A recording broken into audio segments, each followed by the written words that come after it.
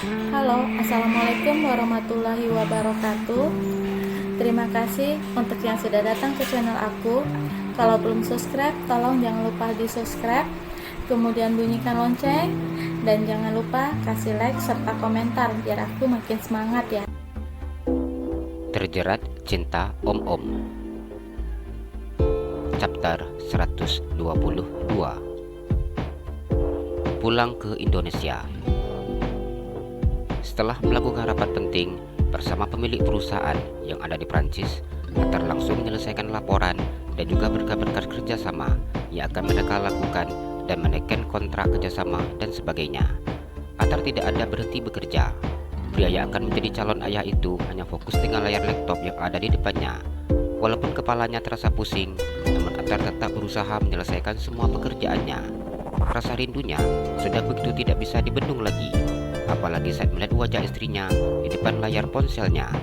Melihat istrinya menangis membuatnya benar-benar merasa tidak tega. Setelah semuanya selesai, Atar kembali melakukan rapat untuk teman kerjasamanya dengan perusahaan tersebut. Atar tersenyum lega ketika semua urusannya selesai, hanya tinggal beberapa urusan kecil lainnya yang harus diselesaikannya. Atar kembali ke kamar hotelnya. Pria itu sudah menyelesaikan semua permasalahan yang akan dilanjutkan oleh asistennya. Barang-barang miliknya sudah dikemasnya. Atar akan pulang ke Indonesia saat ini. Atar menghubungi asisten pribadinya dan meminta agar asisten pribadinya itu datang ke kamar hotelnya. Atar membuka pintu kamarnya ketika mendengar suara ketukan dari luar. "Silakan masuk," ucapnya ketika Farhan sudah masuk ke dalam kamarnya. Pria berkulit putih dan bertubuh tinggi itu duduk di sofa yang diminta oleh bosnya. "Farhan," ucap Atar memanggil asisten pribadinya. "Ya," jawab Farhan yang duduk di depan Atar. "Aku akan pulang ke Indonesia hari ini. Seluruh pekerjaan di sini yang penting sudah aku selesaikan. Sisanya tolong kamu selesaikan," ucapnya. Farhan memandang bosnya. Pria itu menganggukkan kepalanya. Farhan tahu bahwa bosnya begitu sangat merindukan istrinya. Selama beberapa hari berada di Prancis, bosnya itu sangat kurang beristirahat. Bahkan terkadang pria yang berstatus pengantin baru itu hanya tidur beberapa jam saja. "Ya, kamu pulang saja ke Indonesia. Kasihan Bu Bos di sana," ucap Farhan.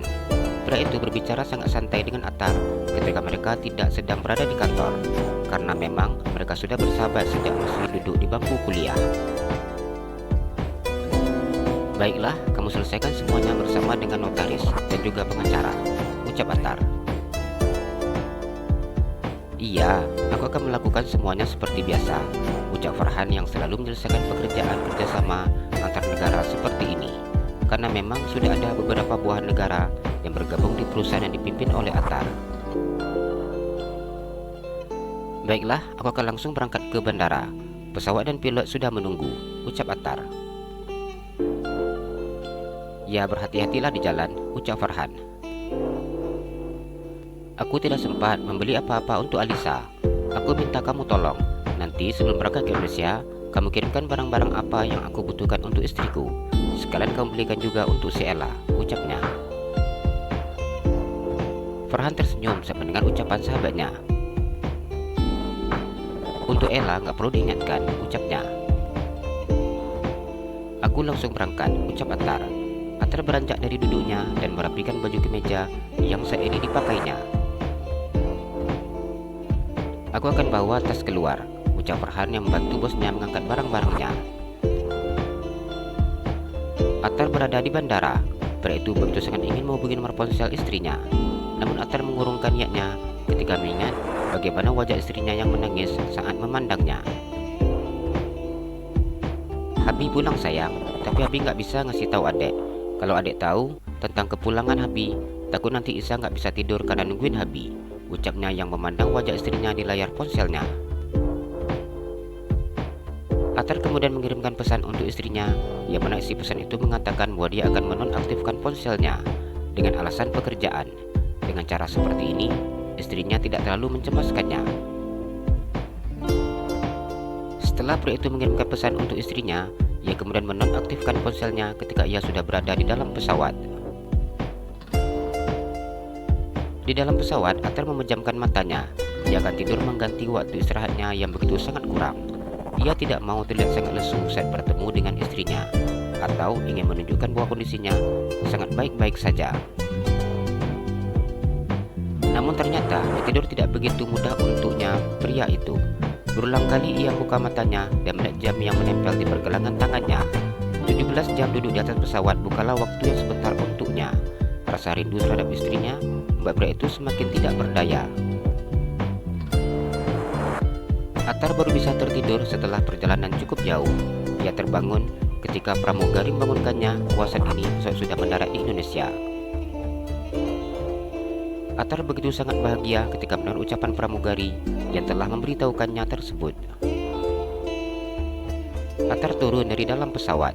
Supir pribadinya sudah menunggunya di bandara, karena memang sebelumnya ia sudah memberitahu supirnya bahwa dia akan sampai di Indonesia di jam 2 malam.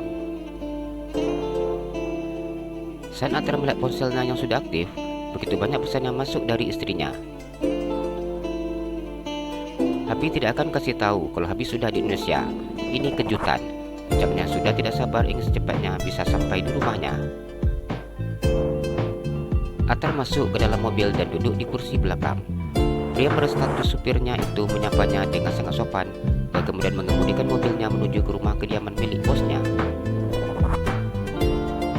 Beberapa menit berada dalam mobil membuat Atar begitu sangat gelisah. Ingin rasanya mobil itu bisa sampai ke rumahnya secepat kilat. Jo, saat ini jalan sepi. Kenapa nggak nambah kecepatan? Ucapnya yang duduk di belakang. Baik pak, ucap supirnya menambah kecepatan. Jo yang tadi mengemudi mobilnya dengan kecepatan sedang, kini menambah kecepatan laju mobilnya. Jo memberhentikan mobilnya di depan halaman rumah mewah milik bosnya. Sudah sampai pak, ucapnya. Iya, saya tahu, ucapnya yang dengan cepat buka pintu mobilnya. Semua barang saya, kamu yang turunkan. Ucap Atar turun dari dalam mobil dengan sedikit berlari masuk ke dalam rumahnya. Atar masuk ke dalam kamarnya dengan sangat berhati-hati karena ia tahu bahwa saat ini istrinya pasti sedang tertidur.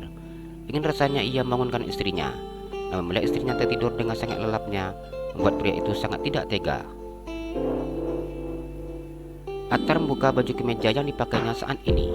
Ia mengganti dengan pakaian seperti biasanya, memakai baju kaos dan juga celana pendek.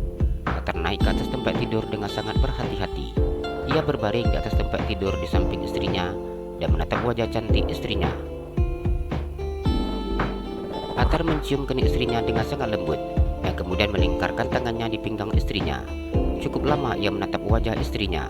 Pria itu kemudian memejamkan matanya dan tidur bersama dengan istrinya.